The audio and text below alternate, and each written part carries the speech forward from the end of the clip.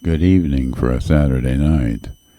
I wanted to share some of the music I made.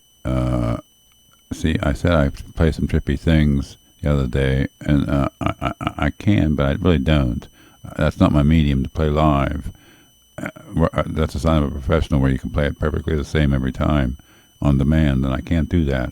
I create things in a constructive way in a studio environment, working with myself and layering things up and producing a finished product that I can't play over again identically. That's not the type of musician I am. But the recordings are interesting, so here's one for you now. At last, this was from the year 2016. June was the month when the cicadas, where I live, very loud, overpowering your own ability to think as you walked on the sidewalk.